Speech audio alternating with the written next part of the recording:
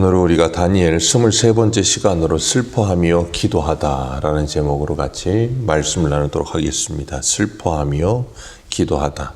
하나님께서 다니엘에게 네 번째 계시를 주십니다. 오늘 본문은 그 마지막 네 번째 환상, 이 계시를 받게 되는데, 첫째 장면은 7장에서 있었죠. 밤에 꿈의 환상 중에 바다에서 올라오는 네 짐승을 봅니다. 그리고 8장에서는 을레 강변에서 순양과 순념소의 계시를 받았고, 헬라 제국이 장차 분열되고 네 왕이 어떻게 되는지를 말씀하셨어요. 그리고 9장에서는 70일에 대한 말씀을 주셨습니다. 그 70일에는 성도들이 포로의 귀환과 성전 재건, 그리고 예수 그리스도의 초림과 재림 사이에 있을 적그리스도의 출현에 대해서 말씀하셨습니다. 그리고 오늘 1절을 보면 바사왕 고레스 3년에 한 일이 벨드사살이라 이름한 다니엘에게 나타났다 그랬습니다. 그 일이 뭐래요? 곧 큰 전쟁에 관한 것이라 다니엘이 이 일을 분명히 알았고 그 환상을 깨달았다 그랬습니다. 고레스 왕 제3년이라는 말은 다리오 왕이 이제 죽고 그 다음에 파사왕, 페르시아 왕 고레스가 그 중동 지역을 장악하고 있을 때 일이에요. 고레스 3년에 고레스가 한 일이 있어요. 우리 한 군데 보겠습니다. 에스라 1장입니다. 에스라 조금만 앞으로 가셔서 1장 한번 보겠습니다.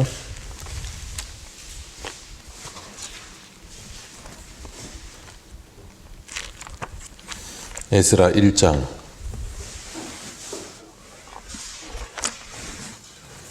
1절에서 3절입니다. 1절에서 3절 우리 같이 한번 읽겠습니다. 시작.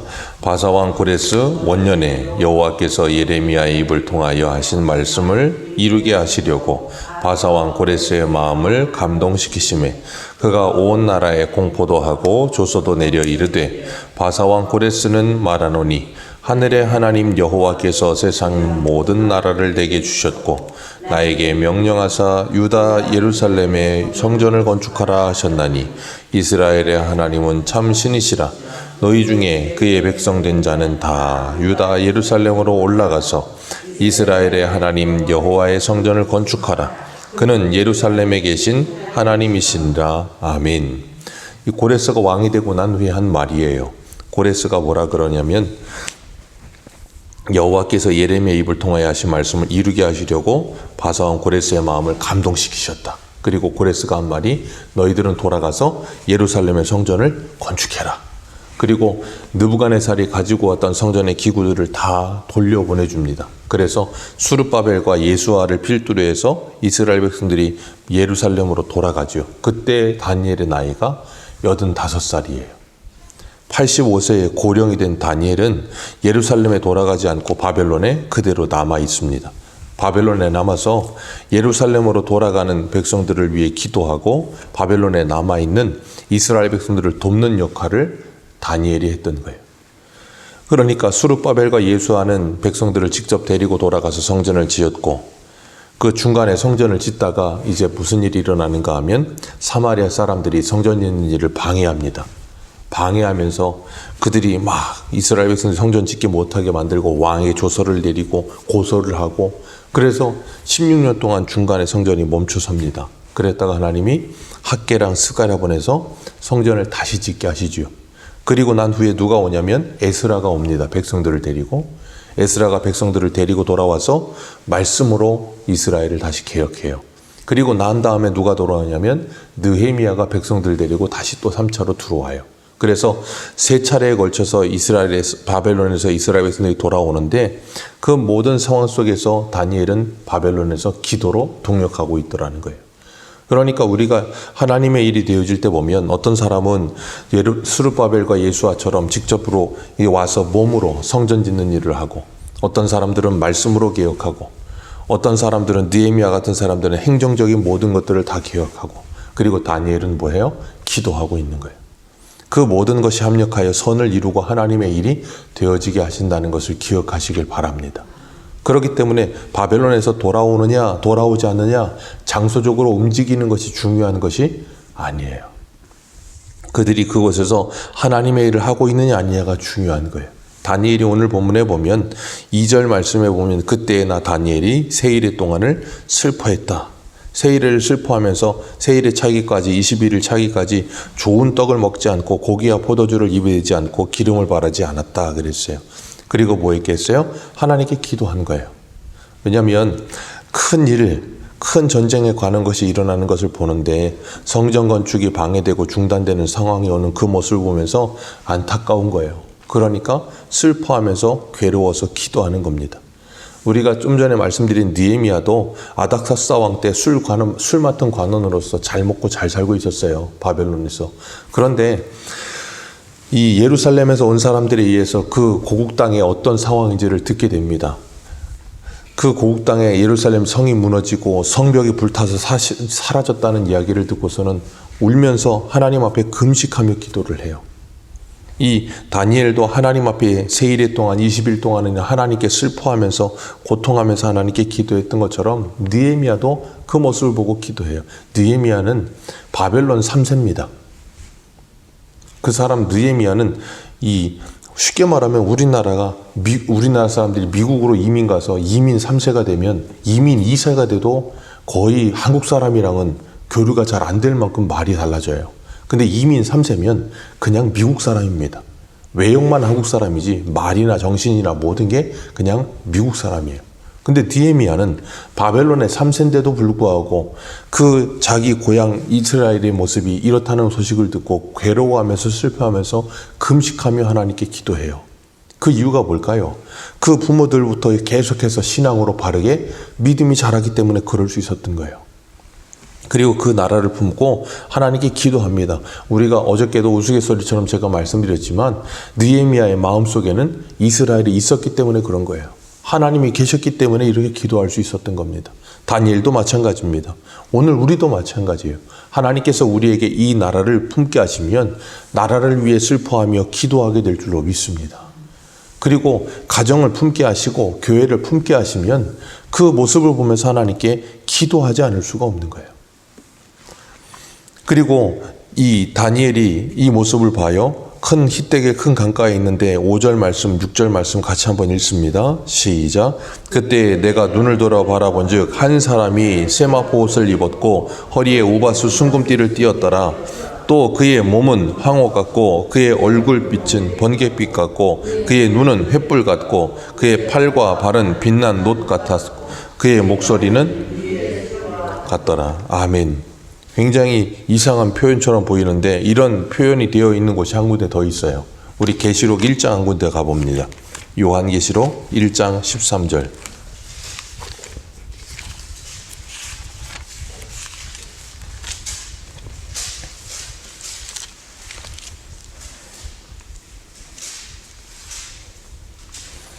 요한계시록 1장 13절입니다. 13절부터 우리 읽어 내려갑니다. 시작. 촛대 사이에 인자 같은 이가 발이 끌리는 옷을 입고 가슴에 금띠를 띠고 그 머리와 털이 희게가 흰양 같고 그의 눈에는 불꽃 같고 그의 발은 풀물에 단련된 빛난 주석 같고 그의 음성은 많은 물소리가 같으며 그의 오른손에 7별이 있고 그의 입에는 좌우에 날선 검이 나오고 그의 얼굴은 해가 힘있게 비치는 것 같더라. 내가 볼 때에 그 발 앞에 엎드러져 죽은 자 같이 되매 그가 오른손을 내게 얹고 이르되 두려워하지 말라. 나는 처음이요 마지막이니 곧 살아있는 자라. 내가 전에 죽었노라. 볼지어다 이제 세세토록 살아있어 사망과 음부의 열쇠를 가졌노라. 그러므로 내가 본 것과 지금 있는 일과 장차 될 일을 기록하라. 아멘. 자, 이렇게 묘사된 분이 누구냐면 예수 그리스도예요. 내가 처음이요 마지막이다. 알파와 오메가 된다. 그러니 너는 두려워하지 말아라 라고 말씀하고 계시는데 오늘 본문 6절과 7절에 이렇게 형상화되어 있는 이분이 누구냐면 예수 그리스도를 이야기하는 겁니다. 그리스도의 현현을 말씀하고 있는 거예요. 이 다니엘이 그 하나님을 직접 눈으로 보게 되는 거예요. 그랬더니 어떻게 되는가 하면 8절 말씀에 그러므로 나만 홀로 있어서 이 큰 환상을 볼 때 내 몸이 힘이 빠졌다. 그리고 나의 아름다운 빛이 변하여 썩은 듯하였고 나의 힘이 다 없어져 버렸다라고 말을 해요. 그리고 우리가 좀 전에 읽은 계시록 1장에서 사도 요한도 그 예수님을 만나고 난 후에 어떤 자가 되는가 하면 죽은 자 같이 되었다라는 표현이 나와요. 1장에 내가 죽은 자 같이 되었다라고 이야기합니다. 그리고 사도행전 9장에 보면 사도 바울도 다메섹에 그리스도인들을 잡으러 갔다가 하늘에서 큰 빛이 그에게 비춥니다. 그리고 그 빛 가운데 사도 바울이 엎드러지는데 음성이 들리죠. 사울아 사울아 네가 어찌하여 나를 박해하느냐. 누구십니까? 나는 내가 박해하는 예수라. 그리고 바울이 그 큰 빛 가운데 예수님을 만나고 난 후에 어떻게 돼요? 눈이 멀어버리죠. 그런데 사도행전 9장 7절을 보면 이렇게 말하고 있어요. 같이 가던 사람들이 소리만 듣고 아무도 보지 못하여 말을 못하고 서 있더라 그랬습니다. 큰 빛 가운데 사도 바울이 예수님을 만났는데 아무도 그게 무슨 소리인지 그리고 뭔 현상인지 아무도 보지 못했다는 거예요. 오늘 본문의 7절에도 8, 7절 같이 한번 읽습니다.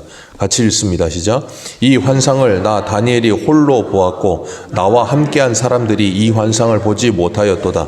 그들이 크게 떨며 도망하여 분명히 같이 가는 사람들이 있었어요.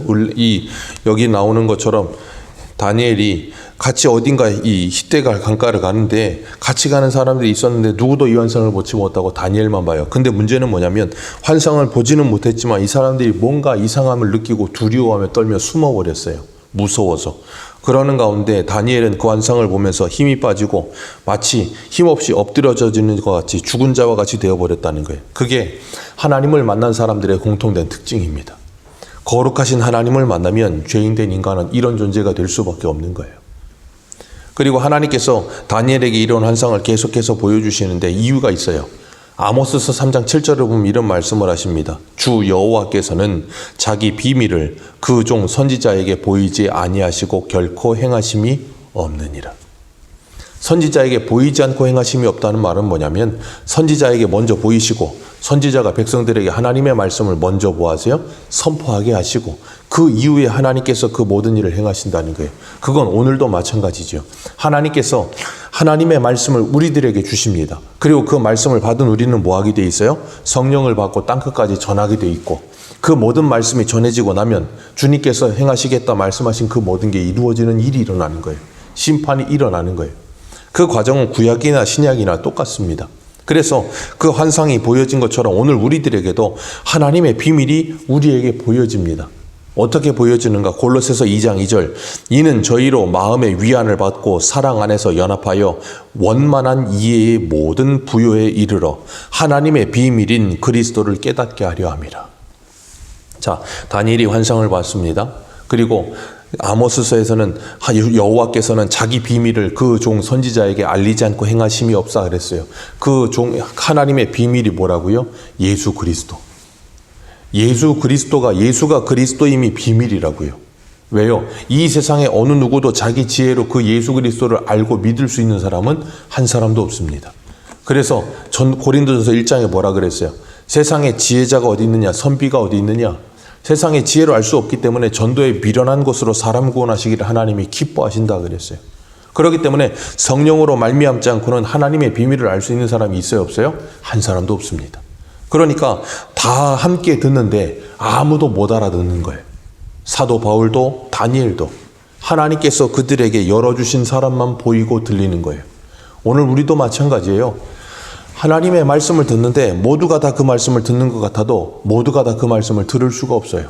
하나님께서 믿음을 주시기로 작정된 자만 다 믿더라 사도행전에 말씀하신 것처럼 듣는 가운데도 그걸 듣지 못하는 사람들이 거의 대부분인 거예요. 그렇기 때문에 우리는 하나님의 비밀을 전하는 일을 뭐 해야 돼요? 열심을 다해야 돼요. 그러다가 믿게 되면 그건 누구의 역사라고요? 하나님의 역사지 우리가 전도를 잘해서가 아니에요. 그래서 고린도전서 2장에 바울이 뭐라 그래요? 내가 말의 지혜로 전도하지 않는다 그러잖아요. 왜? 내가 말 잘하고 말주변이 좋아서 사람이 전도되는 게 아니라는 걸 알았다는 거예요. 그렇기 때문에 우리가 하나님께서 우리에게 주신 환상을 보고 하나님의 말씀을 듣게 되어지면 그래서 하나님의 비밀이신 예수 그리스도를 믿게 되어지면 그 주님 앞에 어떤 삶을 산다고요? 이렇게 다니엘과 같이 쓰러져서 죽은 자와 같이 되는 것처럼 그리고 맹인이 된 자가 된 것처럼 아무런 힘이 없는 자가 된 것처럼 쓰러져 버려요. 그리고 하나님이 그런 자들을 뭐 하세요? 다시 이렇게 세우시는 겁니다. 그래서 하나님께서 다니엘이 그런 가운데 있을 때 10절에 보면 한 손이 있어 나를 어루만지기로 내가 떨었더니 그가 내 무릎과 손바닥에 땅에 닿게 일으키시고, 그리고 뭐라 그러세요? 11절 같이 읽습니다. 시작. 내게 이르되 큰 은총을 받은 사람 다니엘아, 내가 내게 이르는 말을 깨닫고 일어서라. 내가 내게 보내심을 받았느니라 하더라. 그가 내게 이 말을 한 후에 내가 떨며 일어서니 그가 내게 이르되 다니엘아 두려워하지 말라. 아멘. 거기까지만 읽겠습니다. 두려워하지 말라. 계시록의 1장에 나오는 사도 요한에게도 말씀하세요. 두려워하지 말아라. 내가 너에게 이 비밀을 알려주러 왔다. 오늘 주님은 우리에게도 말씀하세요. 하나님의 비밀을 우리에게 알려주러 오셨대요. 그 비밀을 맡은 우리들은 이제 어떻게 살아야 돼요? 빌립보서 2장 12절에 이렇게 말하지요. 그러므로 나의 사랑하는 자들아, 너희가 나 있을 때뿐 아니라 더욱 지금 나 없을 때에도 항상 복종하여 두렵고 떨림으로 너희의 구원을 이루어가라. 두렵고 떨림으로 하나님 앞에 손전제로 살아가며 살라는 거예요. 오늘도 우리가 이 아침을 시작하면서 다니엘과 같이 기도로 하루를 시작하는 복을 누리게 된 줄로 믿습니다. 다니엘은 성전 건축이 방해되어지고 하나님의 일이 진행되는 것이 방해되는 모습을 보면서 슬퍼하고 기도했어요. 오늘 우리도 마찬가지예요. 하나님의 일이 우리 가정에 이루어져야 되는데, 하나님의 일이 우리 교회에 이루어져야 되는데, 하나님의 뜻이 내 안에 이루어져야 되는데 그것이 방해되어지고 이루어지지 않는 모습을 보면서 우리는 뭐 해야 돼요? 슬퍼하며 하나님께 기도할 수 있어야 돼요. 애통하는 마음을 가지고 하나님께 기도할 수 있어야 돼요. 우리가 어제 말씀을 봤던 것처럼 바리실레의 마음속에 다윗이 있었던 것처럼 그 마음을 가지고 다니엘과 같이 기도할 때 하나님께서 일하실 줄 믿습니다. 그리고 하나님은 그 일을 통하여 하나님의 영광을 드러내실 줄 믿습니다. 오늘도 우리가 먹든지 마시든지 무엇을 하든지 하나님의 영광을 위해 살아가기 위해 다니엘과 같이 하나님 앞에 기도하며 그 하나님 앞에서 두렵고 떨림으로 매일을 살아가는 복을 누리는 저와 여러분들 되시기를 축복합니다. 기도하겠습니다.